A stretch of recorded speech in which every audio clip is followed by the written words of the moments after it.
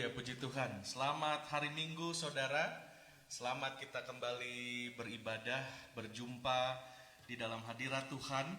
Pertama-tama saya mengucap terima kasih atas kesetiaan Bapak Ibu Saudara yang mengikuti setiap hari Minggu ibadah-ibadah dari tempat ini, dari gereja kami. Kami juga mengucap syukur buat semua tim dan semua para pelayan yang hari ini membantu kami di belakang kamera, membantu semua teman-teman, para sahabat yang membantu di dalam praise and worship, music, komputer, video, dan semuanya.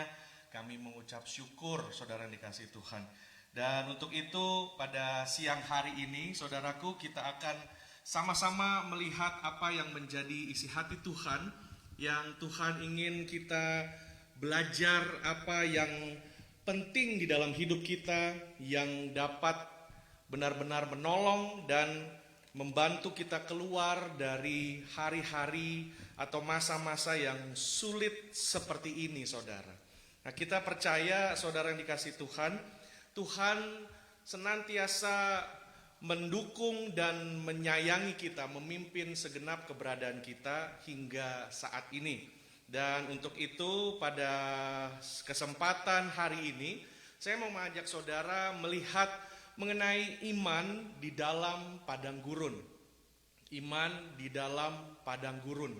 Nah, saudara yang dikasihi Tuhan, pada saat kita berbicara mengenai iman, ada banyak mungkin pengertian kita tentang apa itu iman di dalam suasana yang seperti padang gurun ini, saudara.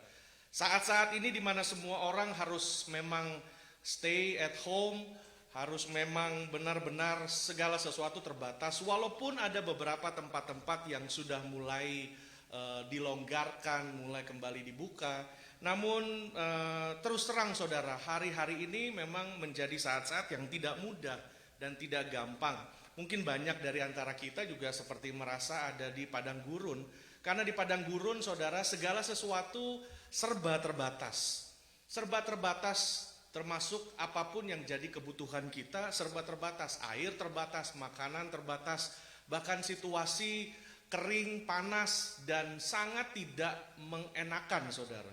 Dan inilah mungkin yang banyak dari kita mengalaminya pada hari-hari ini. Nah, saudara dikasihi Tuhan, pada masa inilah saya mau mengajak saudara melihat bahwa di dalam padang gurun pun ada banyak hal yang bisa terjadi. Tuhan memanggil hamba-hambanya, Tuhan memilih hamba-hambanya, itu pun ada di padang gurun, saudara. Tuhan memanggil Musa, ada di padang gurun. Dan di dalam padang gurun itu pun Tuhan memberikan 10 perintah Allah juga terjadi di padang gurun. Dan bukan hal-hal yang luar biasa yang Tuhan berikan dalam kehidupan manusia, saudara. Tetapi padang gurun ini juga menjadi sebuah tempat untuk penampian. Sebuah tempat di mana kita diuji, kita dimurnikan, kita dibersihkan, dan kita dipersiapkan untuk masuk kepada janji Tuhan. Seperti bangsa Israel dipersiapkan untuk masuk ke dalam tanah perjanjian. Maka padang gurun selama 40 tahunlah menjadi persiapan, pemurnian, dan seperti bangsa Israel dibersihkan supaya mereka siap masuk ke dalam janji Tuhan yang baru, saudara. Dan masa-masa penampian inilah Tuhan akan membuat sebuah perbedaan, saudara. Sebuah perbedaan. Nah, karena itu saya mau mengajak saudara untuk terus setia dan taat mengikuti Tuhan. Apabila tadi saya katakan kepada saudara, iman itu hal yang sangat penting, saudara. Untuk masa-masa seperti ini, iman merupakan satu sistem yang Tuhan taruh dalam hidup manusia, dalam diri manusia. Karena itu di dalam Injil Lukas dikatakan, aku berkata kepadamu, ia akan segera membenarkan mereka, akan tetapi jika anak manusia itu datang, adakah ia mendapati iman di bumi? Jadi yang Tuhan cari adalah iman, saudara. Kalau pada kesempatan kemarin kita ada sedikit Bible study dan care group, kita mempelajari bahwa kata iman dan kata setia mempunyai akar kata dalam bahasa Ibrani yang sama, yaitu pestes. Nah, iman dan kesetiaan. Dan pada akhirnya juga Tuhan mencari orang-orang yang setia. Seperti perumpamaan hamba yang diberikan talenta. Tuhan berkata, engkau setia dengan yang kecil, aku berikan perkara yang besar. Dan bahkan Tuhan berkata bahwa kemarilah bersama dengan Tuanmu, wahai engkau hamba yang setia. Jadi sekali lagi saudara, memang iman adalah hal yang sangat penting yang kita butuhkan pada masa-masa ini. Juga di dalam 1 Yohanes 5 ayat 4, sebab semua yang lahir dari Allah mengalahkan dunia. Dan inilah saudara, kemenangan yang mengalahkan dunia. Kemenangan yang sudah Tuhan berikan buat kita. Kemenangan yang mengalahkan dunia adalah iman kita saudara. Iman kita. Semua yang lahir dari Allah adalah dari Allah. Adalah hal-hal yang bukan lahir dari dunia ini. Bukan lahir dari kedagingan dan keangkuhan manusia. Tetapi hal yang lahir dari Tuhan sendiri. Dan untuk itulah Tuhan sudah mengaruniakan kita kemenangan saudara. Melalui iman yang Tuhan berikan. Karena tidak ada dasar lain yang Tuhan berikan selain Yesus Kristus sebagai landasan iman kita. Ada banyak orang bisa berkata, oh orang beriman saudara. Namun sekali lagi saudara, kalau landasan iman kita bukan Yesus Kristus, maka kita bukanlah orang yang beriman. Kalau imanmu ditaruh di atas mungkin di atas sebuah pengharapan yang datang daripada uang, benefit dan segala macam, itu bukan orang beriman. Tetapi iman adalah sebuah hal yang ditaruh di atas dasar Kristus. Iman kita harus berdasarkan Kristus saudara. Satu batu karang yang tidak akan goyah. Karena itu saudara, kemarin saya dengan grup juga sudah membicarakan hal ini. Namun saya akan menyinggung sedikit saudara, sekali lagi mengenai iman dan pengharapan yang Tuhan Yesus berikan dalam hidup kita. Saudara, iman kita harus di dalam Yesus Kristus. Tidak ada landasan iman selain Yesus Kristus. Dan di dalam landasan iman ini seperti kita membangun sebuah bangunan. Dan di dalam landasan iman ini kita mulai dirikan tiang-tiang. Dan di dalam tiang-tiang ini terletaklah pengertian dan pengenalan akan Tuhan. Karena apa saudara? Ada orang bilang, oh iman memang tidak membutuhkan logika dan lain-lain. Dan iman juga bukan sebuah tindakan nekat saudara. Iman bukan sebuah tindakan nekat. Karena iman, dari iman dengan Tuhan berdasarkan Tuhan Yesus, maka dibangunlah tiang-tiang pengertian dan pengenalan akan Tuhan. Dari situlah kita bereaksi, kita bertindak. Karena iman tanpa perbuatan adalah mati saudara. Iman tanpa tindakan adalah mati. Namun tindakan yang harus kita ambil pun adalah tindakan yang berdasarkan pengertian dan pengenalan akan Tuhan.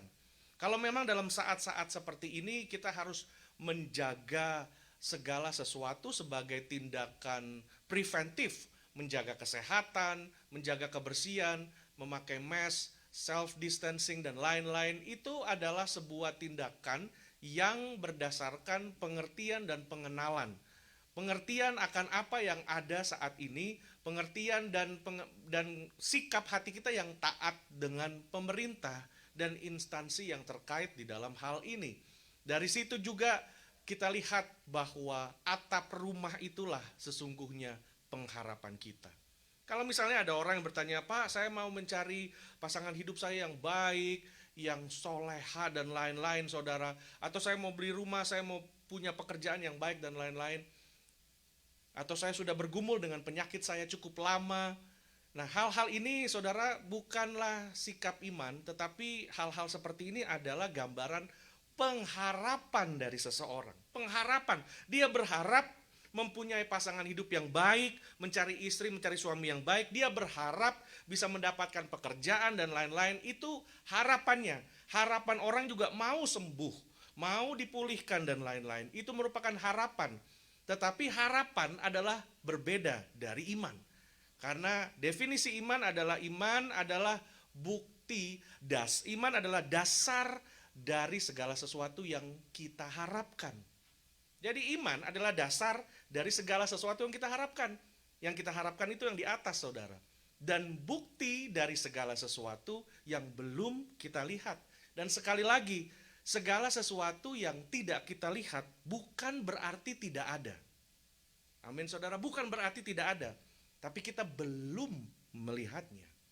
Karena itu saudara, iman akan menghasilkan tiang-tiang pilar di dalam pengertian, pengenalan akan Tuhan. Dari situ kita lakukan tindakan. Kalau saudara memang mau mencari pekerjaan yang lebih baik, mendapatkan rumah, punya hidup yang jauh lebih baik, kita harus bukan hanya berdoa dan menaruh iman kita di dalam Kristus, tapi juga ada tindakan. Tindakan kita apa? Rajin. Tindakan kita adalah proaktif, inisiatif, belajar, membuka wawasan dan lain segala macam. Itu adalah tindakan karena kita punya pengharapan. Kita mau anak-anak kita bisa hidup lebih baik dari kita. Kita mau keluarga kita dipulihkan oleh Tuhan. Karena itulah pengharapan kita, saudara. Dan dari sini saya ingin saudara mengerti bahwa mempunyai iman di dalam Yesus Kristus sangat penting bagi kehidupan kita, saudara. Dari sinilah saudara kita melihat bagaimana kita mempunyai iman. Bagaimana kita dapat mempunyai iman. Yang pertama saudara, iman datang dari pendengaran. Iman timbul dari pendengaran dan pendengaran akan firman Allah. Iman timbul dari pendengaran, karena itu kita wajib memperkatakan firman supaya bukan hanya orang lain yang mendengar firman Tuhan, tapi diri kita sendiri pun terus mendengarkan firman Tuhan. Apabila kita memperkatakan, pasti juga kita pernah membacanya, saudara. Karena itu dikatakan iman timbul bukan dari apa yang dibaca, tapi apa yang didengar. Karena memang apa yang didengar masuk lebih cepat ke dalam hati dan pikiran kita, saudara. Karena itu apa yang kita baca, kita harus perkatakan perkataan firman itu. Saudara, yang menarik adalah waktu saya sempat pergi ke Israel, saudara, ada ketemu beberapa orang Israel, orang-orang Yahudi di sana. Kalau saya biasanya kita orang Indonesia ya ada yang namanya basa-basi ya saudara. Ada basa-basi yang baik, tapi juga ada basa-basi yang tidak baik. Ya mungkin basa-basi busuk yang contohnya tidak baik, saudara. Tetapi kalau kita ketemu orang, palingan kita, hey, how are you? Wah bu, anaknya sehat sekali, umur berapa? Seperti itu, saudara. Nah pada saat saya pergi ke Israel, saya ketemu dengan beberapa orang dan saya, wah ini anaknya lucu sekali, umur berapa dia? Dan orang Israel pada saat itu, orang Yahudi bilang sama saya, oh ini yang laki-laki, calon presiden ini, namanya ini dia berumur 10 tahun. Dan adiknya calon perdana menteri atau calon profesor berumur. Mereka memperkatakan perkataan positif mengenai anak mereka, saudara. Dan seperti inilah yang kita harus lakukan dalam hidup kita, memperkatakan perkataan firman di dalam hidup kita. Di dalam rumah tangga, di dalam suami istri, di dalam segala hal, segala aspek yang kita kerjakan. Baik saudara, jadi iman datang dari pendengaran. Yang kedua, iman datang juga dari berbahasa roh, saudara. Nah dari sini kita lihat siapa yang berkata-kata dalam bahasa roh, ia membangun dirinya sendiri. Tetapi siapa yang bernubuat, ia membangun jemaat. Di dalam ibadah, bahasa roh harus terbatas. Kalaupun harus ada bahasa roh, harus ada yang mentranslate-nya, saudara. Seperti kata Rasul Paulus. Namun di dalam gereja ini, gereja saya ini semua kita mengakui pekerjaan Roh Kudus. Kita menggunakan bahasa roh dan lain-lain karena kita percaya, khususnya pada saat kita berdoa sendiri di rumah, saudara. Dari situlah kita membangun diri kita. Saudara, apakah saya pernah lagi pesawat mungkin kembali ke LA atau pergi ke Indonesia, lewat turbulence, saat takut yang sudah takut setengah mati, saudara. Maka kita bisa otomatis berbahasa roh. Dari situ kita lihat iman muncul dari pendengaran, dari kita berbahasa roh, merupakan bahasa yang Tuhan karuniakan. Dan yang ketiga, saudara, iman muncul, saudara suka atau tidak suka, tetapi iman muncul di dalam penderitaan. Dari sini kita lihat 2 Timotius 3 ayat yang ke-10 dan ke-11. Tetapi engkau telah mengikuti ajaranku, cara hidupku, pendirianku, imanku, kesabaran, kasihku, dan ketekunanku. Ayat yang ke-11 dikatakan engkau telah ikut menderita penganiayaan. Lalu dikatakan semua penganiayaan yang kuderita dan Tuhan telah melepaskan aku daripadanya. Inilah surat Rasul Paulus kepada Timotius, saudara. Justru di dalam tekanan hidup, di dalam penderitaan, kita bisa semakin berkembang, semakin menjadi kuat dan dewasa. Kita lihat contoh-contoh banyak, saudara. Negara-negara yang mengalami umat-umat Kristen yang mengalami penganiayaan dan penindasan, justru di dalam negara itu mereka semakin berkembang. Dan dari sini saudara, saya mau mengajak saudara hari ini untuk melihat, karena saudara, di dalam penderitaan ada dua macam penderitaan saudara yang dikasih Tuhan. Yang pertama adalah penderitaan yang namanya pencobaan. Nah, pencobaan ini datang dari iblis saudara, namun diizinkan oleh Tuhan. Kalau kita gagal, kita tidak akan turun tingkat. Tetapi kalau kita gagal, kita akan turun tingkat. Tetapi kalau kita berhasil, kita juga tidak akan naik tingkat. Saudara bisa melihat pada saat Tuhan Yesus dicobai iblis. Sebelum Tuhan Yesus dicobai iblis, Tuhan Yesus tetap Tuhan. Dia tidak berubah. Sampai berhasil iblis pergi, setelah pencobaan, setelah 40 hari di padang gurun, Tuhan Yesus tetap Tuhan. Bahkan salah satu yang iblis tawarkan, engkau anak Allah, jika engkau anak Allah, rubahlah batu ini menjadi roti. Tuhan Yesus pikir, aku tetap anak Allah. Dan dari situ kita belajar saudara, pencobaan bisa datang dari iblis, juga bisa datang karena kesalahan kita sendiri. Namun ingat saudara yang dikasihi Tuhan, Tuhan bekerja di dalam segala sesuatu untuk mendatangkan kebaikan buat kita.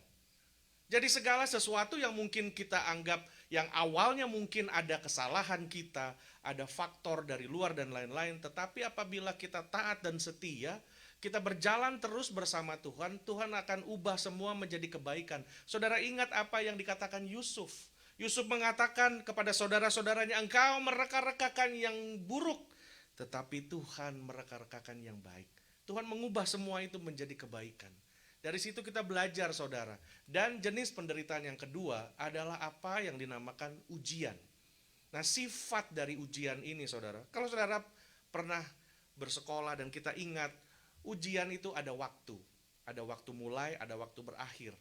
Namun apabila kita tidak berhasil ujian, kita nggak akan turun kelas. Kita kelas tetap tinggal di situ saudara. Jadi ujian punya tujuan untuk supaya kita naik level, untuk kita naik kelas. Tapi kalau gagal di situ, ada pengulangannya. Ada pengulangannya. Nah saudara, apakah saudara memperhatikan bahwa mungkin ada orang-orang dalam hidup saudara yang suka ribut. Dia ada di kota ini, dia ribut bisa sama si A, si B, si C. Nanti dia pindah rumah, pindah kota, pindah negara, dia ribut lagi. Nanti bisa ada lagi dia pindah, bahkan pindah gereja, tapi dia ribut lagi sama orang-orang yang lain. Itu artinya saudara, ujian yang Tuhan berikan kepada orang tersebut, dia tidak pernah lulus. Bahkan mungkin dia tidak tahu kalau itu ujian, tidak sadar kalau dia harus merubah dirinya. Ada sesuatu yang harus dirubah dari dirinya. Walaupun kita sadar kita tidak bisa menyenangkan semua orang saudara, tetapi kita harus menjadi saksi terang, menjadi kasihnya Tuhan. Ada mungkin saudara kenal orang-orang tertentu yang masalahnya itu saja. Sudah 10 tahun, 11 tahun, puluhan tahun mungkin tinggal di luar Indonesia, tinggal di Amerika, tinggal di mana aja, bahkan mungkin ada di Indonesia. Pergumulannya itu aja. Pergumulannya yaitu kekurangan, ini ngutang, ini begitu, ini. Itu aja dia mengulang dan mengulang dan mengulang lagi. Nah kita perhatikan bahwa dari situ kita harus belajar sesuatu, bahwa kita sudah terikat dengan ini, kita mau keluar. Nah dari situ saudara ingat bahwa ujian mempunyai tujuan pendewasaan dan pertumbuhan di dalam Tuhan. Nah saudara, saya mau mengajak saudara untuk melihat sebuah contoh yang luar biasa, di mana ada seorang nabi Tuhan, nabi yang terkenal mungkin nomor 2 saudara. Karena di Israel, nabi yang terkenal adalah orang Israel sangat begitu familiar dengan Musa, dengan Daud. Nabi-nabi yang luar biasa. Tetapi nabi ini pun adalah nabi yang luar biasa. Nabi ini bernama Nabi Elia saudara. Nabi yang sudah melakukan banyak perkara yang luar biasa bagi Tuhan.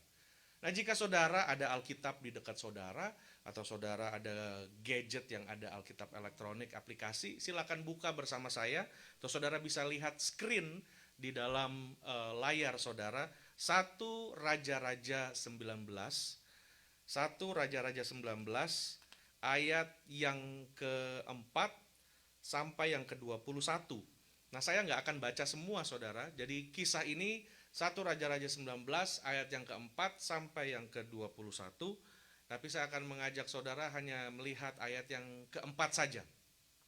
Tetapi ia sendiri masuk ke padang gurun sehari perjalanan jauhnya, lalu duduk di bawah sebuah pohon arar.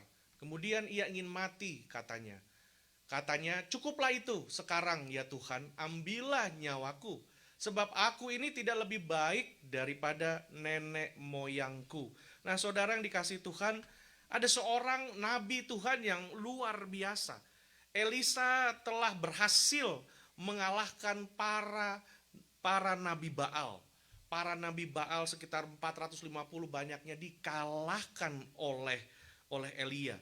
Dia bahkan menyembelih seluruh nabi tersebut. Saudara bisa lihat di pasal yang ke-18 ayat yang ke-40 saudara. Dia membuat seluruh Israel berseru bahwa Tuhan adalah raja. Nabi tersebut diberi Tuhan sebuah tugas supaya di dalam pelayanannya kepada bangsa Israel, bangsa ini bisa bertobat, saudara. Jadi Elia dengan begitu sungguh hatinya melayani di dalam bangsa ini. Tetapi ternyata Elia tetap mempunyai hal-hal yang menjadi tantangan di dalam dirinya. Apakah yang membuat Elia merasa dia seperti mau mati dan seperti dia mau bunuh diri karena apa yang dikerjakannya seolah-olah sia-sia? Dia tidak dapat membalikkan hati orang Israel, saudara. Mereka sudah tidak mau dengar dan tidak peduli apa yang menjadi nasihat daripada Elia. Elia merasa bahwa segala sesuatu yang dia kerjakan gagal semuanya. Dan keadaan bahkan bukan hanya itu, saudara. Sampai terakhir pun istri raja yaitu Isabel, Ratu Isabel ini mengancam Elia pada masa itu. Dia pada saat itu adalah keadaan inilah yang membuat dia melarikan diri ke padang gurun, saudara. Elia penuh dengan kegentaran ketika Isabel mengancam mau membunuh dia. Elia benar-benar sudah mengalami tingkat kelelahan yang sangat-sangat pelik, saudara. Yang sangat akut sekali. Dia bukan hanya lemah secara fisik, secara mental, tetapi secara rohnya seperti dia terkuras segala energi yang ada, saudara. Dan kita lihat bagaimana mungkin seorang nabi yang sudah berhadapan dengan ratusan nabi Baal bisa merasa takut dengan ancaman seorang Ratu Isabel. Karena sebelumnya Elia menyaksikan bagaimana kekejaman dari Ratu Isabel ini membunuh belasan nabi-nabi Tuhan, saudara. Bagaimana seorang wanita yang jahat ini, saudara, dia benar-benar melakukan tindakan yang benar-benar bukan manusiawi. Dan ini yang membuat hal yang menambah kegalauan di dalam hati Nabi Elia, saudara. Nah, kita lihat, saudara, pada saat itu dia seperti bilang sama Tuhan, wah sudah, saya mau menyerah saja. Saya mau menyerah, saya mau tanggalkan segala sesuatu.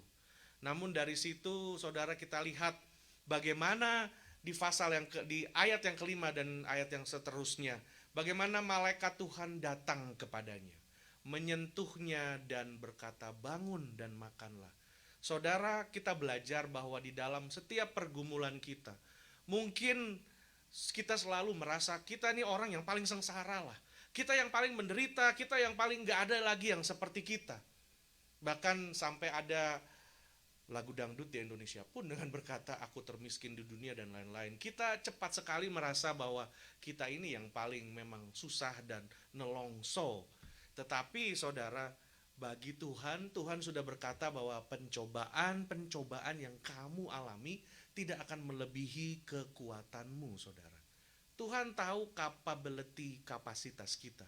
Tetapi pada saat kita jatuh, kita benar-benar terpuruk, keadaan paling terpuruk, Tuhan tidak pernah meninggalkan kita. Tuhan selalu memperhatikan kita lewat cara apa saja, saudara. Cara apa saja. Pada saat itu malaikat datang dan malaikat melayani Elia. Malaikat melayani Elia, saudara. Saudara, dalam saat-saat yang seperti ini kita semua mengalami kesusahan. Ada banyak orang yang kehilangan pekerjaan, ada banyak orang yang pekerjaannya mungkin jamnya dikurangi, dan anak-anak harus stay home dan lain segala macam. Dan akhirnya kita mungkin kesusahan untuk membayar kewajiban kita, membayar bills dan tanggungan yang lain-lain. Dan bahkan sampai orang ada susah makan. Dan ini terjadi, saudara, inilah kenyataan hari-hari ini. Namun kita lihat di dalam hal yang seperti ini, di mana banyak orang berkata, di mana Tuhan di dalam bencana yang seperti ini. Tapi lihat, saudara, ada banyak Tuhan memakai orang-orang untuk memperhatikan orang lain, untuk mengirimkan mungkin sembako, makanan, dan perhatian-perhatian, pertolongan dalam bentuk-bentuk yang lain. Kita lihat, saudara, Tuhan dapat menolong seseorang lewat cara apa saja, saudara. Ada satu kali saya dan istri saya, kita memang sampai benar-benar terbatas soal makanan. Dan bukan kita nggak mampu beli makanan, saudara, tapi karena waktu terbatas, kita nggak ada sempat masak, beli, dan segala macam. Anak-anak mesti diurus. Pada saat yang simple aja, saudara. Cuma kita berkata dalam hati, waduh, ini belum ada makanan, belum masak, dan segala macam. Tiba-tiba Tuhan mengutus ada jemaat atau ada orang datang mengantar makanan. Hal yang simple, yang sederhana, saudara. Bukan hal yang wow, tapi kita percaya untuk masalah sekecil apapun, Tuhan memperhatikan kita. Jadi kita lihat bagaimana malaikat ini melayani Elia. Dan dikatakan ayat yang ke-6, ayat yang ke-7, bangunlah makanlah, sebab kalau tidak perjalananmu nanti terlalu jauh. Dari situ, saudara, dari dia sudah makan, istirahat, dilayani oleh malaikat ini, Nabi Elia berjalan selama 40 hari, 40 malam menuju ke gunung Hebron, menuju ke atas menemui Tuhan, saudara. Jadi dari situ Elia berjalan dan benar-benar mau mencari hadirat Tuhan. Dan kita lihat, saudara, pada saat semuanya selesai, Elia berjalan ke Gunung Horeb atau Gunung Sinai, tempat di mana Tuhan memberikan 10 perintah dan bertemu dengan Musa. Dan di sana masuklah dia, ayat yang ke-9, ke sebuah gua, bermalamlah di situ. Maka firman Tuhan datang kepadanya demikian. Apakah kerjamu di sini, hai Elia? Kata Tuhan. Apakah kerjamu di sini, hai Elia? Kalau kita perhatikan, ya saudara, kenapa kok jawaban atau pernyataan Tuhan sepertinya kurang sensitif? Sepertinya kenapa Tuhan tidak tahu tugas Elia sebagai nabi? Namun saya akan mengajak saudara untuk melihat bahwa sesungguhnya maksud dari pernyataan Tuhan bukan seperti itu, saudara. Nah, kita lihat ayat yang ke-10, jawabnya Elia berkata, aku seperti Elia mau datang dan mau curhat. Dia mau menumpahkan segala perasaannya kepada Tuhan, saudara. Tuhan, aku ini sudah bekerja segiat-giatnya kepada Tuhan Allah semesta alam. Dia panggil sebutan Tuhan secara resmi sekali. Karena orang Israel meninggalkan pekerjaanmu. Aku bekerja segiat-giatnya bagi Tuhan semesta alam. Nah, dalam keluh kesahnya ada juga emosinya terkait di situ. Ada juga kemarahannya terlihat. Karena dia memanggil Tuhan secara nama resmi, saudara. Tuhan Allah semesta alam. Saudara, kalau kita mungkin marah atau kita kecewa atau kita sedang kesal dengan anak kita, kadang-kadang kita manggil anak kita dengan sebutan namanya dia lengkap, saudara. Nah, sama seperti ini.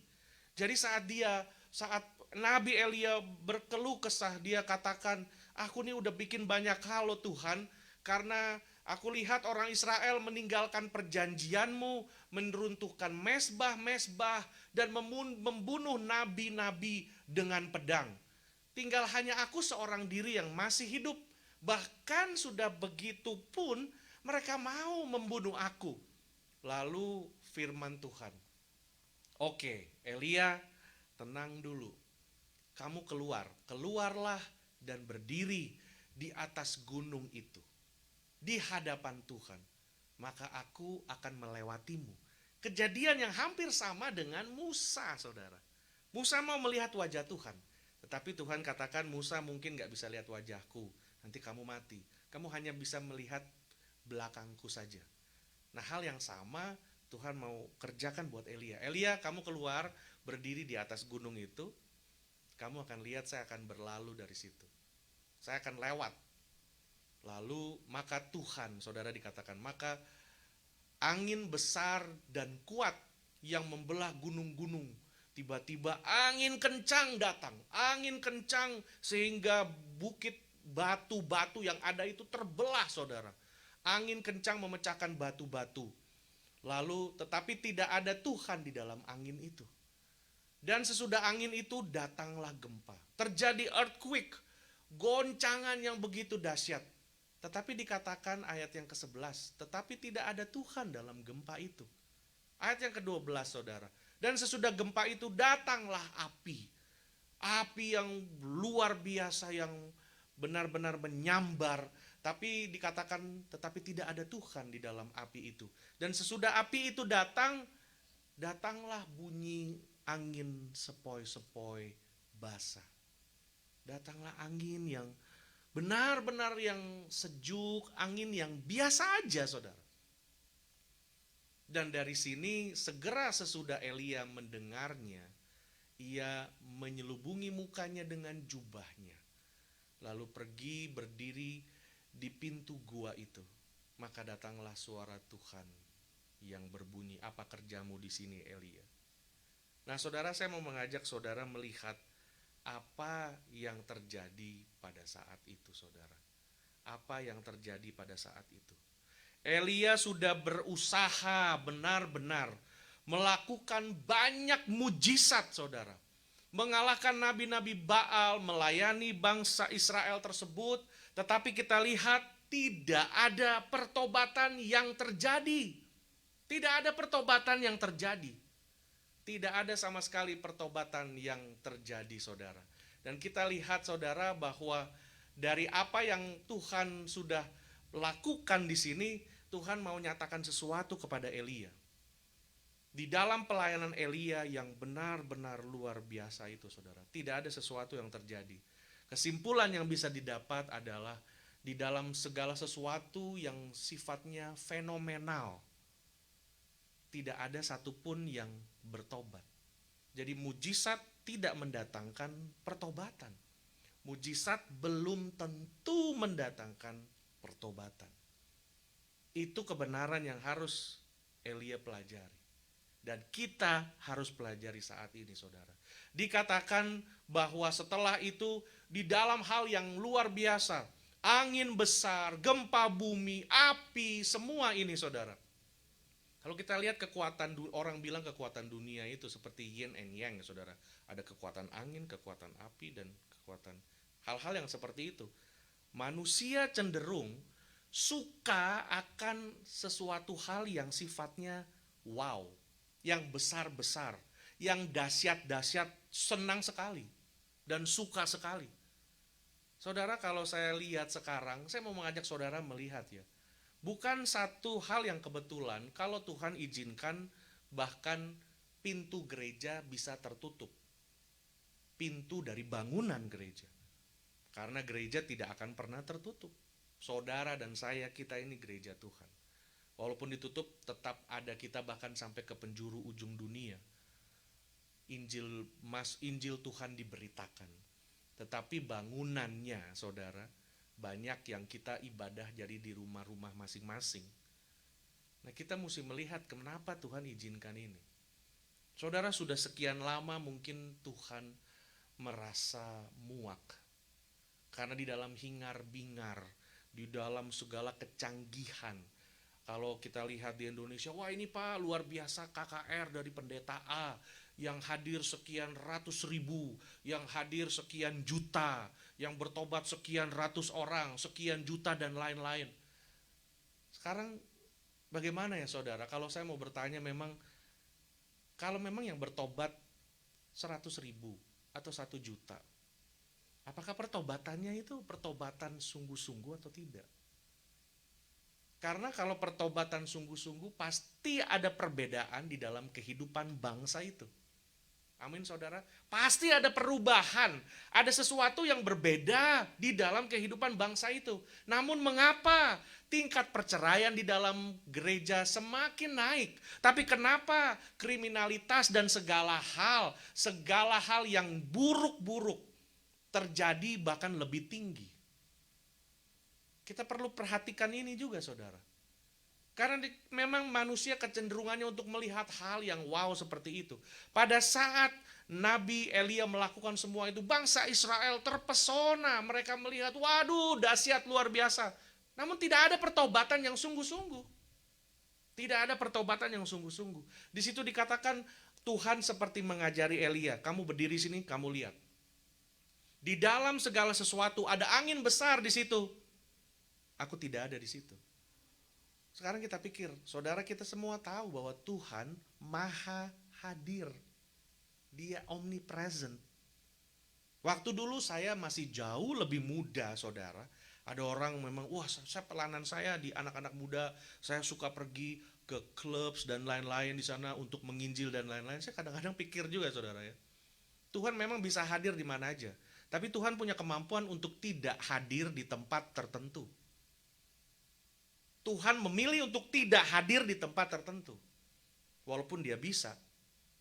Sama seperti kedatangan Tuhan. Tuhan Yesus pernah bilang, kedatanganku yang tahu hanya Bapa. Kenapa dia gak tahu? Padahal dia maha tahu. Jawabannya sederhana. Dia memilih untuk menyerahkan kedaulatan itu kepada Bapa. Tuhan bisa hadir di mana aja saudara. Tapi Tuhan juga mau. Dia mau hadir, bisa hadir dan dia tidak mau hadir di situ juga bisa. Karena itu Tuhan katakan, di dalam angin yang besar itu, aku gak ada. Di dalam segala gegap gempita, kalau sekarang kita sudah mulai melihat, sudah mungkin belasan, puluhan tahun, saya gak tahu, mungkin ratusan tahun juga saudara. Gereja sudah terjebak di dalam satu sikap hati, bahwa semua ini kita manusia hanya suka sesuatu yang sifatnya kosmetik. Yang sifatnya hanya di permukaan, oh besar. Yang sifatnya hanya suka hal-hal yang fenomena, yang ini besar, ada ini, pengkhotbahnya ini, artisnya ini dan lain segala macam. Orang benar-benar menaruh segala effort dan segala daya upaya untuk bikin satu ibadah supaya wow. Udah teknologi yang benar-benar dengan screen LED yang luar biasa, penggunaan multimedia, lighting, musik dan semua, wah hebat luar biasa. Tapi pertanyaannya, adakah Tuhan di situ? Adakah di dalam gereja itu pertobatan yang sesungguhnya saudara? Jadi kalau semua sedang dirumahkan oleh Tuhan, Tuhan seperti mengajar buat kita, kalau kamu mau belajar menyembah sendiri dulu. Kita semua tentu bisa menyembah, bisa berdoa. Saya anggap seperti itulah saudara.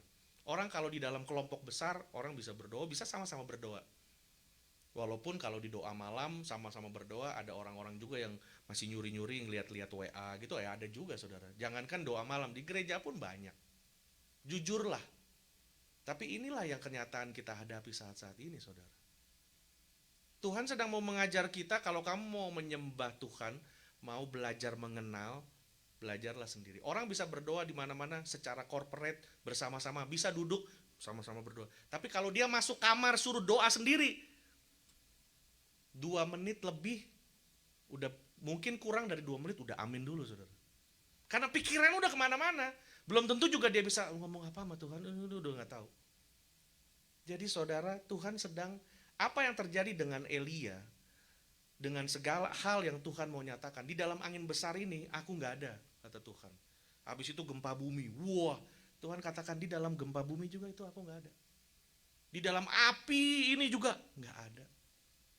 Tetapi di dalam hal-hal yang biasa, angin sepoi, hal yang biasa. Lalu Elia mendengar suara Tuhan berbisik, Elia. Hal-hal yang biasa saudara. Nah saya mau ajak saudara untuk kembali, para pemimpin-pemimpin agama, hamba-hamba Tuhan, marilah. Dan kita semua sebagai jemaat, sebagai pelayan, sebagai suami, sebagai istri, Jangan cuma di luar kita bisa semua-semua, tapi apakah di dalam rumah? Hidup-hidup yang biasa aja, hidup biasa-biasa sehari-hari di rumah. Apakah kita sudah jadi teladan, sudah bisa mengayomi keluarga menjadi baik, menjadi orang tua, anak yang baik semua? Apakah sudah berjalan dulu seperti itu? Tidak heran semua ini Tuhan rumahkan supaya fungsi-fungsi dari keluarga, fungsi dari suami, fungsi dari istri, fungsi dari anak dan orang tua itu bisa kembali aktif secara benar. Secara benar, Saudara. Karena ada banyak juga bahkan hamba Tuhan sekalipun wah bisa segala macam, tapi pulang ke rumah juga masih istrinya tidak dihargai, tidak mau dengar omongan orang dan lain-lain, banyak juga saudara. Tetapi dalam kali ini Tuhan mau menyatakan sesuatu kepada Elia. Elia, tugasmu sebagai nabi bukan hanya melakukan sesuatu yang spektakuler, sesuatu yang hebat, yang dahsyat, yang luar biasa, tetapi engkau juga melakukan hal-hal yang biasa. Saudara, saat-saat ini Tuhan juga bisa hadir apabila engkau mendoakan seorang ibu-ibu tua yang mungkin udah lama gak ke gereja dan mau ke gereja engkau layani dan engkau hanya berdoa dengan dia. Gak ada orang yang ngelihat, gak ada hal spektakuler. Engkau juga gak akan dipuji sama orang dan orang gak akan bicarakan apa-apa. Tetapi di dalam hal yang sederhana seperti itu, orang bisa bertobat. Amin saudara. Hati orang bisa tergugah karena ada Tuhan di situ. Di dalam hal-hal yang simple, yang biasa aja saudara. Gereja kita terus melakukan Zoom care group setiap hari Sabtu saudara. Hanya untuk mempertahankan hubungan. Supaya kita lihat wajah masing-masing. Kita tanya apa kabar. Orang seneng saudara. Hari-hari ini banyak orang kesepian. Walaupun kita tinggal di rumah. Tapi masing-masing punya dunianya sendiri-sendiri. Banyak orang juga rasa kesepian, udah gak kuat mau ketemu, mau keluar, mau ke gereja, mau kemana-mana. Tetapi hari ini saudara, mari kita melakukan hal-hal yang sederhana. Dengan kasih untuk menjadi kaki dan tangan Tuhan. Dan lihat Tuhan hadir di sana. Hal yang seperti ini yang harus kita mengerti saudara. Kadang-kadang kita hanya mau beriman, punya pengharapan yang wah muluk dan segala macam. Saya nggak menyatakan bahwa salah kalau kita punya mimpi setinggi bintang, setinggi langit dan lain-lain. Nggak apa-apa, tapi kita juga mesti ingat saudara. Pikiran kita memang mesti global, mesti luas, terbuka wawasan. Tetapi hati kita harus lokal dengan diri sendiri, dengan keluarga sendiri. Itu hati kita. Jadi kita nggak bisa jadi orang yang juga akhirnya lupa seperti kacang lupa kulitnya. Tetapi kita harus menyadari bahwa dengan segala kekurangan yang kita ada, kita manusia biasa yang melakukan segala hal yang biasa aja. Tuhan juga bilang dengan Elia, Elia kamu nih orang biasa kok. Yang bikin kamu bisa melakukan hal yang luar biasa adalah aku. Aku yang luar biasa, kamu orang biasa. Ada banyak kali kita mulai lupa kalau kita ini, kita memang bisa melakukan perkara yang gagah perkasa saudara. Tetapi segala kemuliaan hanya untuk Tuhan. Nah orang hanya hatinya tergerak, yang luar biasa adalah Tuhan, bukan kitanya. Adalah Tuhan. Nah kadang-kadang kita kalau mendapat pujian ya saudara, saya juga lihat kadang-kadang ya, saya nggak tahu mungkin kalau dulu saya pikir mungkin ya orang Indonesia atau orang Asia, tapi kadang-kadang orang kita terima pujian, aduh cik bajunya bagus gitu, kita langsung bisa gitu kayak salah tingkah atau apa sampai ngomong udah nggak tahu mau ngomong apa gitu ya saudara. Tapi saya kasih tahu saudara satu tips saja, kalau saudara dapat pujian dari orang, baru potong rambut bagus atau apalah gitu belum, waduh puji Tuhan ya, Tuhan tuh baik buat saya loh, semua ini karena Tuhan. Ya terima kasih ya, Tuhan berkati kamu. Kita puji Tuhan dan kita berkati dia. Semua kita angkat ke Tuhan dan kita berkati dia saudara. Itu artinya yang terima pujian cuma Tuhan. Kita manusia biasa.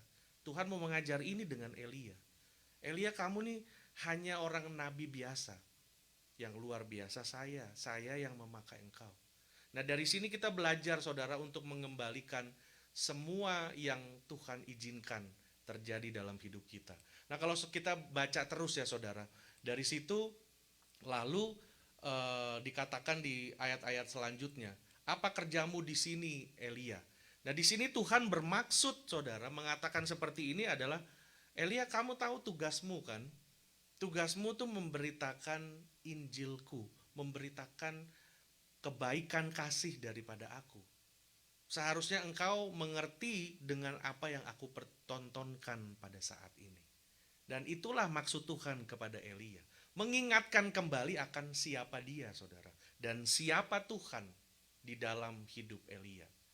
Lalu dikatakan selanjutnya, dan firman Tuhan, pergilah kembali ke jalanmu melalui padang gurun Damsyik. Damsyik ini ada di Syria saudara. Jadi kita lihat di situ, kembali ke jalanmu melalui padang gurun.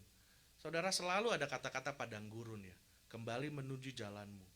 Saudara, kalau ada orang yang pernah meninggalkan Tuhan, kembali kepada Tuhan lagi, Tuhan akan pimpin jalannya melalui padang gurun. Ada orang yang mau dipromosikan sama Tuhan, ada orang yang levelnya mau dinaikkan sama Tuhan, Tuhan akan tempatkan dia di padang gurun. Untuk seperti tadi saudara, penderitaan ada dua macam, pencobaan dan ujian. Tuhan mau mengizinkan ujian supaya dia dimurnikan, dan dia sudah lulus, dia naik. Itu selalu melalui padang gurun. Tuhan izinkan melalui situ saudara. Lalu akhirnya Elia mendapatkan tugas yang terakhir dari Tuhan. Mandat yang suci, yang benar-benar khusus dari Tuhan. Firman Tuhan kepadanya, pergilah kembali ke jalanmu melalui padang gurun ke Damsyik, dan setelah engkau sampai, engkau harus mengurapi Hazael menjadi raja atas Aram. Juga Yehu cucu Nimsi, lalu harus kau urapi menjadi raja atas Israel, dan Elisa bin Safat, ini muridnya Elia, dari Abel Mehola, harus kau urapi menjadi nabi menggantikan aku. Maka siapa yang terluput dari pedang Hazael akan dibunuh oleh Yehu, dan siapa yang terluput dari pedang oleh Yehu akan dibunuh oleh Elisa.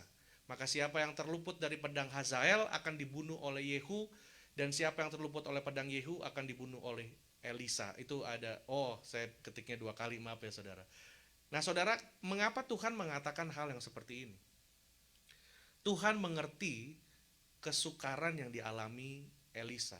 Elisa bilang, Tuhan saya udah melayani nih, tapi bangsa ini benar-benar, bangsa yang tegar tengkuk, gak mau bertobat. Bukan hanya gak mau bertobat, malah nabi-nabi Tuhan dibunuh. Saudara, kata pedang di dalam ayat yang ke-17 itu melambangkan kebenaran Tuhan. Pedang dilambangkan sebagai kebenarannya Tuhan. Kalau saudara ingat ya, zaman-zaman dulu itu ada Kristen mula-mula, yang ada perang salib dan lain-lain. Itu ada tentara-tentara dari kerajaan, mereka punya tameng dan lambangnya itu apa saudara? Pedang. Karena pedang itu lambang dari kebenaran Tuhan. Pedang juga lambang daripada murka Tuhan untuk dosa. Untuk dosa.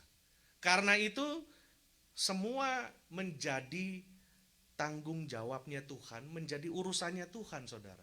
Saudara, dengan kata lain Tuhan bilang gini kepada Elisa, Elisa saya ngerti, saya tahu yang jadi concern kamu bukan hanya sebelum kamu ngomong, saya udah lihat semua kok.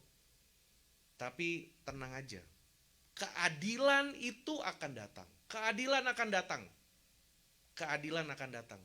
Semua nabi-nabi, orang-orang kudusku yang darahnya sudah tertumpah, mereka mati gak akan sia-sia. Kematian mereka gak akan sia-sia. Tetapi orang-orang yang melakukan kejahatan itu, mereka harus membayar harganya. Karena itu saudara, tugas Elia sesungguhnya setelah itu adalah mengurapi orang-orang yang bukan hanya akan melayani bangsa Israel yang hanya tersisa.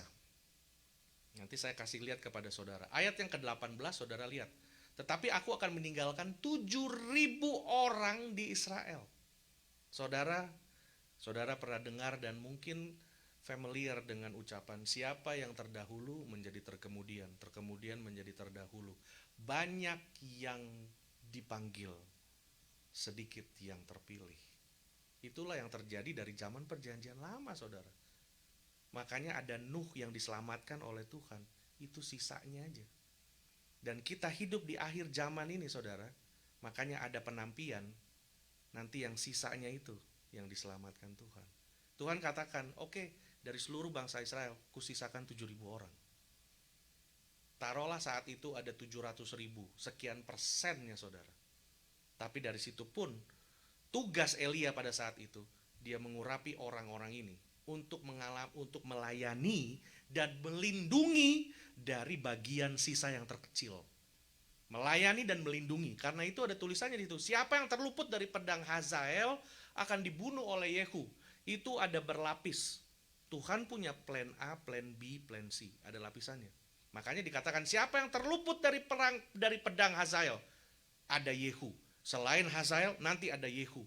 Ada Elisa. 3 orang ini yang harus diurapi oleh Elisa. Saudara-saudara, sebagai orang tua, hidup kita harus bisa mewariskan nilai bagi keturunan kita. Bagi keturunan kita. Ada satu contoh di Alkitab, Yesaya dengan Raja Hizkia. Raja Hizkia dari muda ini raja yang mengasihi Tuhan. Wah, dengar-dengaran. Tapi orang begini umurnya gak panjang, satu kali dia sakit. Nabi Yesaya datang, wah Tuhan Raja nanti sebentar lagi, nanti Tuhan mau panggil nih karena sakit ini. Dia sedih, dia menghadap ke tembok, dia waduh curhat sama Tuhan. Akhirnya Tuhan juga kasih, adalah saya tambahin 15 tahun. Ya saya datang, umurmu ditambah 15 tahun. Dia senang, wah senang. Dia senang bikin perayaan. Israel pada masa itu jaya sekali, luar biasa. Militernya kuat, hebat, kaya dan segala macam. Dan pada saat itu ada juga bangsa Babel yang juga hebat.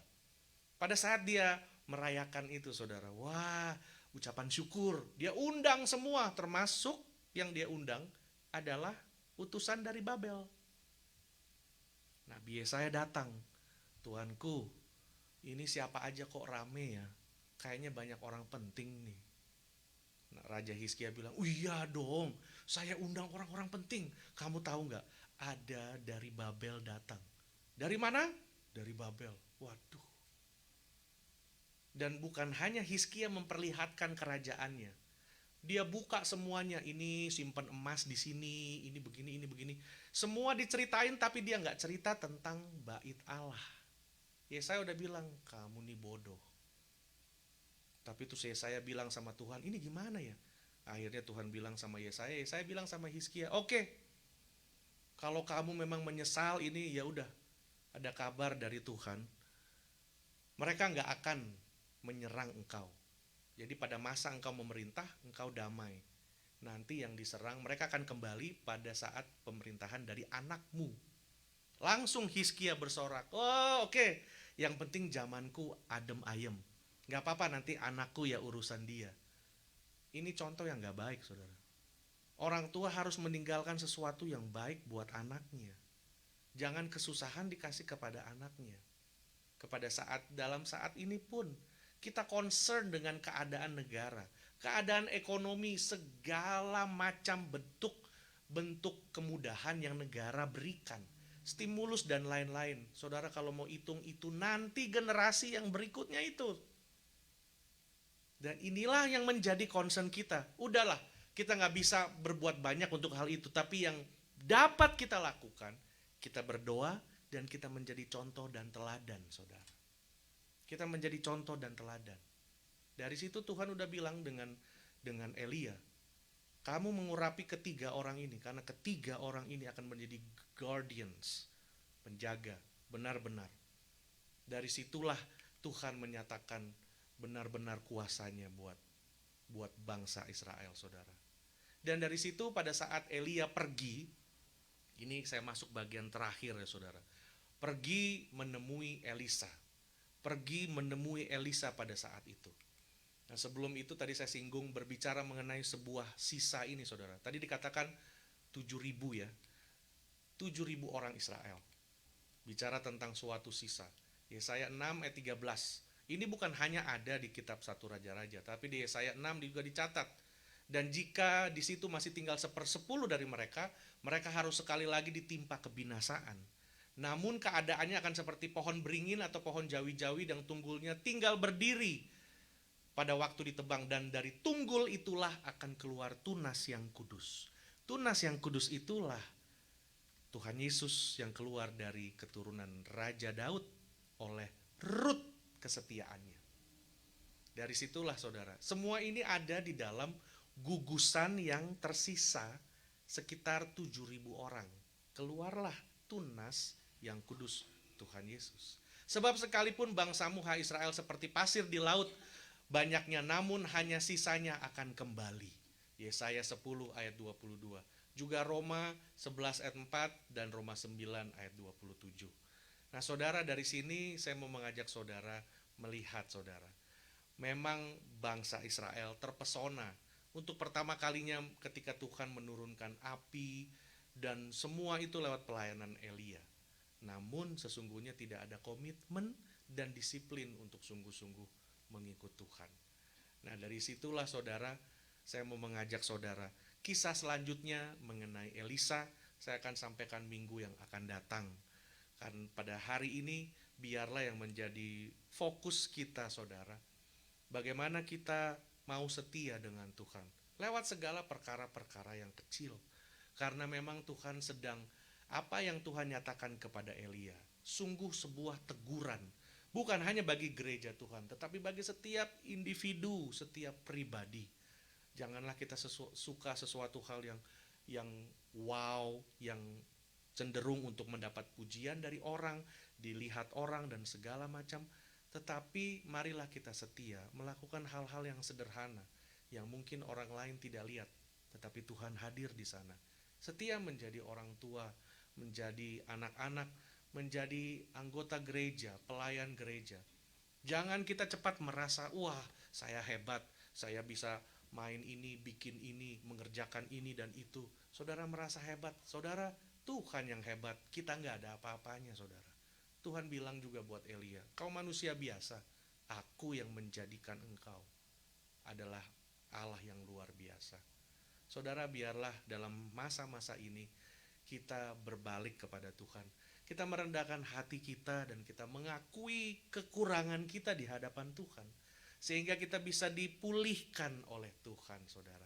Kita akui segala keterbatasan, segala kelemahan, segala dosa kita. Ya Tuhan, memang kita manusia, kita sukanya hingar-bingar hal-hal yang fenomena, yang sifatnya kosmetik. Tetapi kita lupa apa sebenarnya hati kita sudah sungguh-sungguh dengan Tuhan atau belum.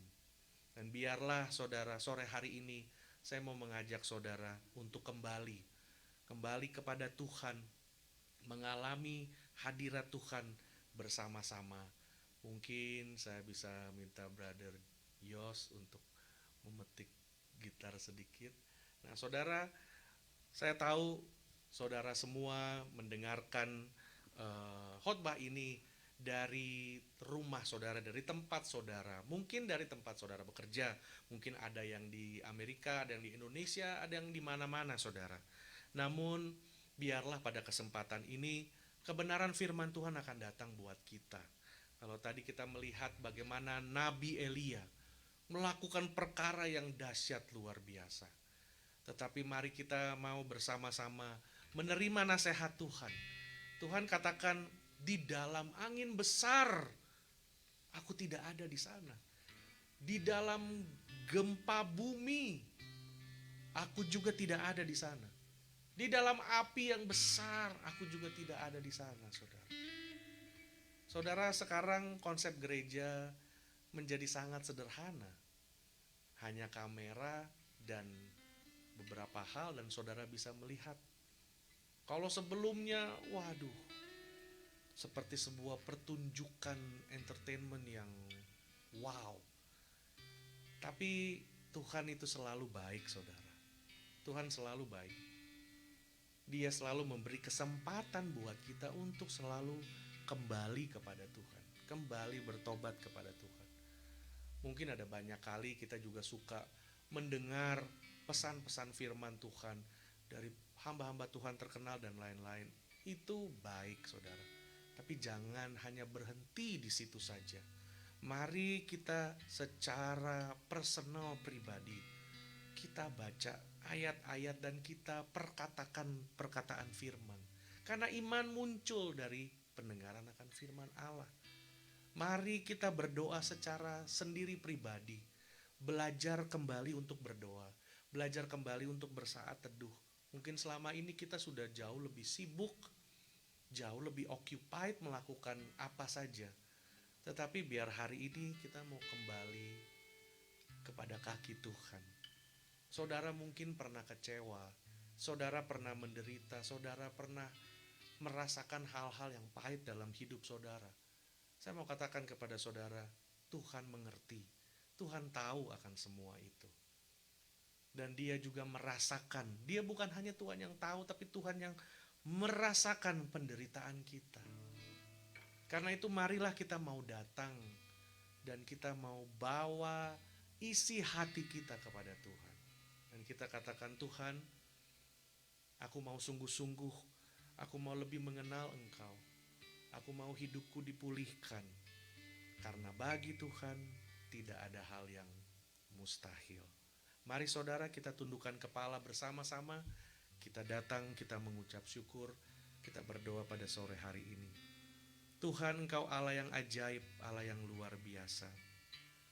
Kalau Tuhan sudah boleh memakai Elia, nabi Tuhan yang besar, karena Tuhan ada di dalam hidupnya.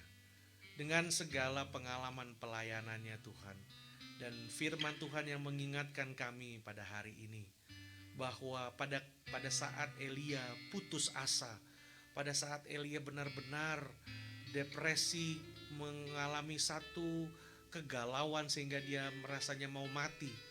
Tapi pada saat yang seperti itu pun Tuhan mengasihi Elia dengan mengutus malaikat untuk melayani dia. Apalagi hidup kami ya Tuhan. Mungkin ada masa-masa, ada waktu-waktu di mana kami kecewa, di mana kami tidak melihat tangan pertolongan Tuhan, di mana kami tidak melihat jawaban Tuhan. Namun kami percaya Tuhan Yesus, saat ini Tuhan mengingatkan kami seperti Tuhan mengingatkan Elia. Elia, di dalam angin besar pun aku tidak ada. Di dalam gempa bumi, di dalam api yang besar aku tidak ada. Tetapi di dalam angin sepoi-sepoi basah yang angin biasa aku hadir. Tuhan, biarlah kembali di dalam masa-masa ini kami diajar Tuhan untuk menghargai hal-hal yang biasa. Hal-hal biasa adalah kebebasan kami, orang tua, pergaulan, hal-hal yang kami anggap sepele dan selama ini biasa. Dan setelah kejadian pandemik tersebut, hal-hal yang biasa ini menjadi sangat mahal bagi kami, sangat langka. Hal-hal yang tidak kami anggap sebelumnya hari-hari ini menjadi begitu berharga. Kalau sebelumnya kami bisa melakukan apa saja, mengatakan apa saja, bertindak apa saja, tetapi saat-saat ini sepertinya hidup kami sangat terbatas seperti ada di padang gurun. Dan kami tahu pada saat di padang gurun inilah Tuhan izinkan ujian itu datang supaya kami dimurnikan, kami levelnya dinaikkan, lebih dewasa lagi dengan Tuhan. Dan karena itu Tuhan, ampunilah segala dosa dan segala kesalahan pelanggaran kami, kelemahan kami. Kami mungkin cenderung suka akan hal-hal yang besar, hal-hal yang hebat, hal-hal yang dahsyat, tetapi kami lupa untuk kami harus setia dengan perkara yang kecil. Kami mungkin harus menghargai setiap hal yang biasa datang daripada Tuhan. Kami diingatkan Tuhan untuk boleh kembali lagi memperhatikan orang lain, mengunjungi orang lain, untuk boleh melakukan hal-hal yang sederhana. Karena di dalam hal yang seperti itu Tuhan hadir, Tuhan ada. Dan Tuhan, biarlah Engkau melihat isi hati kami. Hamba-Mu berdoa sore hari ini buat semua keluarga-keluarga yang menyaksikan khotbah ini, setiap individu yang menyaksikan khotbah ini. Kami berdoa di dalam nama Yesus, biarlah ada breakthrough, ada satu kebangkitan, ada satu kebangunan, ada satu pemulihan yang datang daripada Tuhan. Ada pertobatan yang sungguh-sungguh Tuhan. Karena sesungguhnya dalam saat-saat yang seperti ini, kami belajar bagaimana kami sesungguhnya harus berdoa kepada Tuhan. Kami harus bergumul kepada Tuhan. Dan Tuhan, kami percaya Tuhan, bagi Tuhan tidak ada yang mustahil. Bagi orang-orang yang kehilangan pekerjaan, yang finansialnya terganggu, yang benar-benar merasa hidupnya tidak punya apa-apa lagi, saat ini kami berdoa di dalam nama Yesus. Biarlah pernyataan Allah boleh diwujudkan dalam hidup mereka. Terima kasih Tuhan, terima kasih Bapa. Pulihkan orang tua, suami-suami, istri, ibu, semua anak-anak, cucu-cucu mertua, menantu, besan, semua Tuhan akan mengalami pemulihan. Kami percaya Tuhan Yesus, iman di dalam padang gurun, iman di dalam ujian yang Tuhan izinkan akan membuahkan hasil bagi hormat dan kemuliaan nama Tuhan. Terima kasih Tuhan Yesus, terpujilah namamu dari kekal sampai kekal selama-lamanya. Di dalam nama Tuhan Yesus Kristus kami berdoa, haleluya, amin. Puji Tuhan saudara, kami bersyukur kalau sore hari ini kami dapat kembali melayani Bapak Ibu Saudara. Kami ada di sini untuk melayani Bapak Ibu Saudara. Dan biarlah dalam saat ini saya memberikan kesempatan untuk Pak Aseng yang akan memberitahukan kepada kita beberapa pengumuman penting. Dan biarlah ini kita tetap ada di dalam penyertaan Tuhan. Haleluya.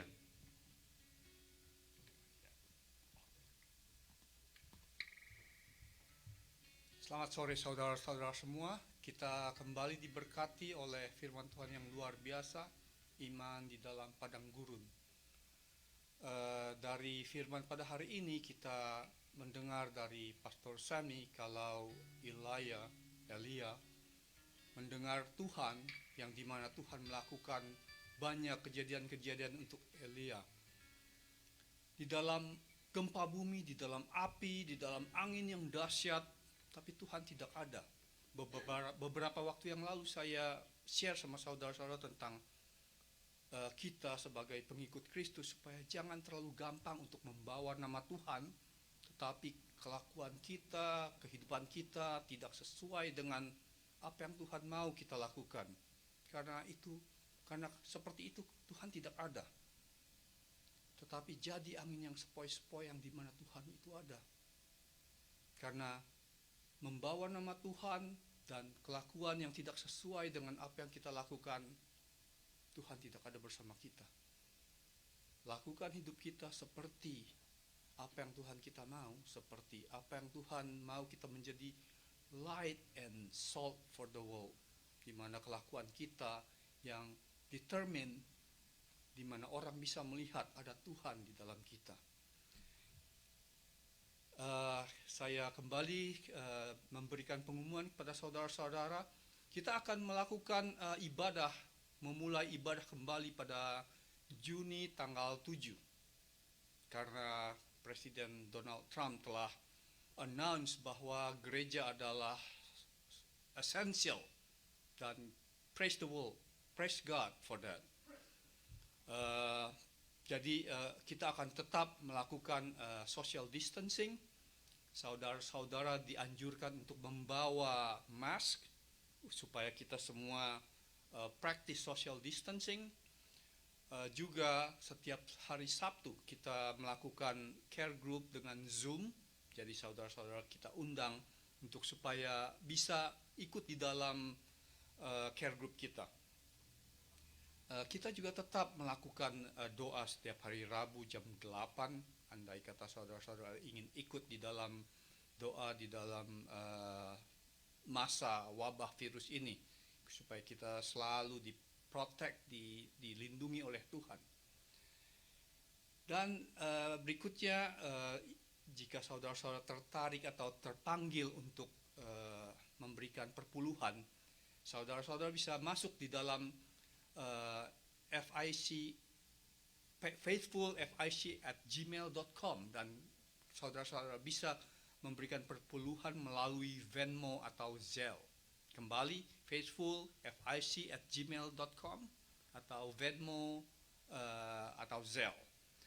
Yang saudara-saudara yang tertarik untuk memberikan perpuluhan di dalam bentuk cek atau cash bisa menghubungi saya.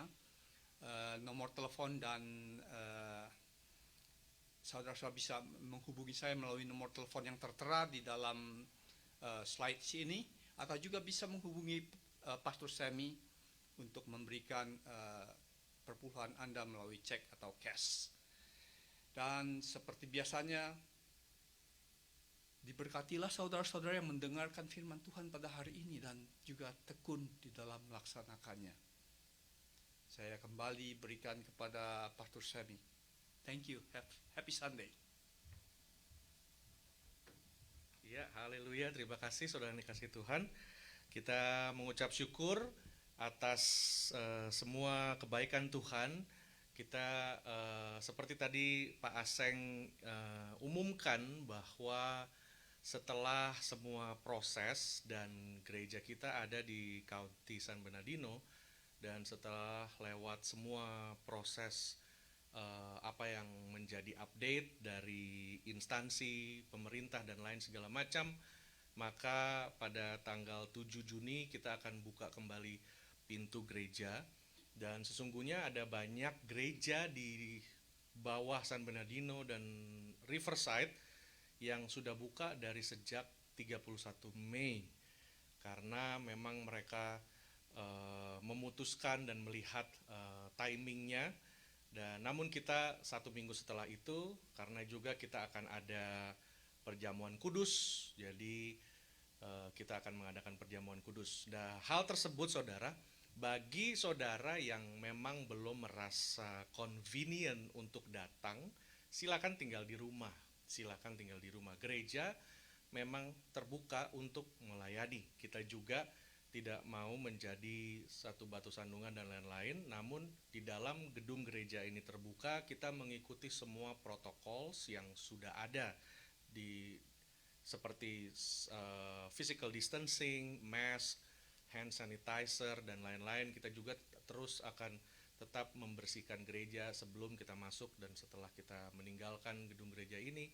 Dan kita lakukan banyak tindakan precaution, juga jarak-jarak di mana kita akan duduk. Dan saya lihat ini semua dibuka dan gradually akan kembali. Dan saya lihat mungkin belum banyak orang juga yang datang, itu bukan jadi masalah. Karena itu sekali lagi kita terbuka, bahkan untuk orang tua pun kita mengatakan bahwa kita suggest, kita memberi saran untuk tetap tinggal di rumah. Namun jika saudara rasa sehat dan mau datang, silahkan. Jadi gereja tidak menutup, tidak boleh datang, karena memang gereja buat semua orang saudara. Namun tetap dalam hikmat Tuhan, kita hanya menyarankan buat saudara yang berusia dan saudara yang rasa diri ada sakit, walaupun sakit ya ringan-ringan, apa pilek atau apa segala macam, mungkin untuk stay dulu. Tetapi saudara yang melayani, yang memang mau datang, silahkan datang. Jadi ini kita sudah mulai membuka juga dengan semua tindakan-tindakan preventif yang ada. Nah, karena itu saudara akan ada banyak perubahan, cara memberi dan cara kita memberi salam juga akan ada perbedaan dan lain-lain. Dan hal-hal ini justru yang akan tetap membantu kita. Jadi puji nama Tuhan saudara, doakan terus supaya akan ada banyak update perkembangan positif baik di negara Amerika maupun di negara Indonesia.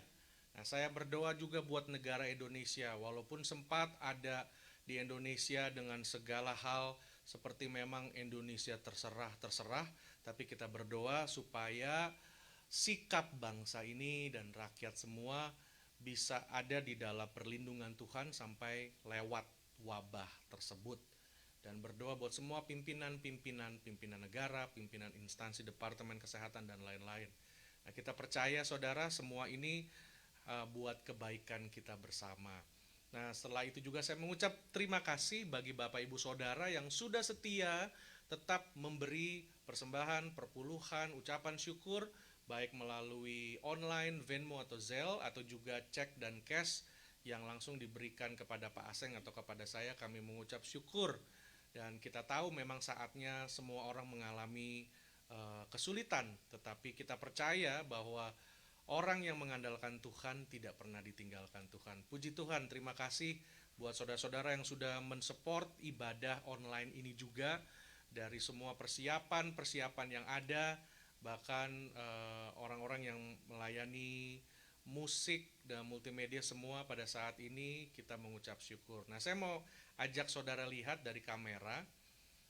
Saudara bisa lihat ruangan ini dari saya sampai ke Mas Bro Jos, bisa lihat, saudara lihat kameranya semua ini. Nah, ini ruangan pada saat ini. Dan nanti ini kita akan atur supaya untuk jemaat juga bisa duduk secara properly dengan physical distancing. Namun inilah yang setiap minggu kita set up, dan kita terus berdoa supaya Bapak Ibu Saudara terus mensupport dan mendukung pelayanan tersebut. Baik, terima kasih saudara. Kita juga mengucap syukur sore hari ini, dan kita akan sama-sama tundukkan kepala, kita akan datang berdoa kepada Tuhan. Haleluya. Oh, sebelum kita berdoa saudara, saya mengucap syukur bagi saudara yang sudah membantu pelayanan dari panti asuhan Bapak Pendeta Stefanus Live yang ada di Surabaya.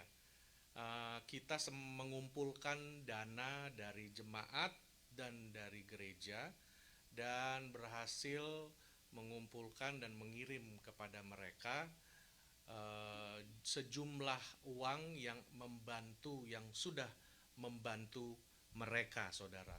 Terkumpul ada sekitar mungkin lebih dari, kalau dalam rupiah mungkin sampai sekitar 23 juta untuk apa yang dibutuhkan oleh anak-anak panti asuhan. Karena pada masa-masa ini saudara, banyak donatur juga yang berhenti, sementara banyak gereja-gereja juga yang semua pada turun. Pak Live juga dalam pelayanan, tidak ada lagi pelayanan dan lain-lain. Jadi kesian anak-anak ini. Dan saya bersyukur Tuhan menggerakkan Bapak Ibu Saudara yang sudah bersatu dengan kita perhatikan yang menjadi misi di Indonesia. Karena itulah warna gereja kita, saudara. Seperti saudara tahu, setiap tahun, setiap bulan kita ada aksi misi, ada bantuan misi. Nah, gereja ini uang yang terkumpul semua kita salurkan kepada pekerjaan Tuhan dan kepada hal-hal untuk pelayanan di tempat ini. Sekali lagi terima kasih atas semua yang saudara kerjakan, dan saya percaya saudara, kita menabur dan Tuhan yang akan memberkati kita karena kita memberi, sebab Tuhan terlebih dahulu memberi buat kita. Siapa yang memberi, dia akan menerima. Terpujilah nama Tuhan. Mari kita tundukkan kepala, kita berdoa saudara. Kami mengucap syukur Tuhan, karena Engkau Allah yang adil, Allah yang luar biasa. Engkau Tuhan Yesus yang setia dalam hidup kami. Terima kasih atas waktu pada saat ini kami bisa kembali mengadakan ibadah, memuji, meninggikan, dan menyembah Engkau, bahkan duduk dan mendengarkan firman-Mu Tuhan. Kami mengucap syukur Tuhan, dan kami berdoa biarlah setiap kebenaran firman Allah bukan hanya dapat tertanam di dalam hati kami, tetapi dapat juga kami dimampukan oleh kekuatan Roh Kudus menjadi pelaku-pelaku firman-Mu ya Tuhan. Dan biarlah Tuhan Yesus, kami boleh sungguh-sungguh bertobat menjadi murid-murid Tuhan yang sejati. Bukan hanya lewat perkataan, tetapi lewat tindak tanduk hidup kami ya Tuhan Yesus. Terima kasih Bapa, terima kasih Tuhan. Kami berdoa untuk semua orang yang ada di dalam situasi yang berat seperti ini. Tuhan, beri kami kekuatan, biarlah iman kami terus ada di dalam Engkau, dan biarlah Tuhan di dalam segala sesuatu kami tahu kami berjalan bersama dengan Tuhan. Dan kami berdoa buat setiap pemimpin-pemimpin negara, setiap pemimpin instansi dari yang tertinggi sampai yang terendah. Tuhan, Engkau akan memakai mereka, dan biarlah lewat segala sesuatu Tuhan bekerja melalui segala sesuatu untuk mendatangkan kebaikan bagi mereka yang percaya kepadamu ya Tuhan. Kami bersyukur pada sore hari ini, Dan kami berdoa apabila saudara ada sakit, penyakit, ada masalah pergumulan, saudara bisa angkat tangan dari tempat di mana engkau berada. Angkat tanganmu dan kita akan berdoa bersama-sama. Tuhan, engkau melihat setiap tangan-tangan yang terangkat, setiap pergumulan, permasalahan mereka, setiap segala tantangan hidup mereka, bahkan penyakit mereka yang sedang mereka gumuli. Pada saat ini kami berdoa di dalam nama Yesus. Oleh bilur-bilur Yesus kami disembuhkan di dalam nama Yesus. Dan lewat pertolongan Tuhan, Tuhan yang hadir di dalam pergumulan kami, Tuhan melalui Roh Kudus-Mu akan mengurapi dan menyertai kami. Biarlah di dalam pergumulan dan masalah yang kami alami ini ya Tuhan, kami dimampukan Tuhan untuk berhasil dan melalui setiap pencobaan, ujian yang Tuhan izinkan dalam hidup kami. Terima kasih Tuhan, biarlah di dalam setiap hal yang kami lalui, kami berjumpa dengan Tuhan dan kami diubahkan oleh Tuhan. Terima kasih Bapa, pulihkan setiap keluarga-keluarga, setiap rumah tangga, setiap pribadi-pribadi akan dijamah Tuhan di dalam nama Yesus. Dan pada saat ini ya Tuhan, kami akan mengangkat tangan kami menerima berkat daripada Tuhan. Tuhan menyinari engkau dengan wajahnya, kasih setia dan anugerahnya akan menyertai engkau. Apabila engkau mendengarkan firman Tuhan, taat dan setia engkau melakukannya, maka apapun yang tanganmu kerjakan dibuat Tuhan menjadi berhasil. Diberkatilah engkau di dalam keluargamu, di dalam suami, istri, orang tua, anak-anak, mertua, besan, menantu diberkati Tuhan. Diberkatilah engkau di dalam pekerjaan, usaha, bisnis, bahkan sekolahmu. Masa depanmu ada di dalam tangan Tuhan.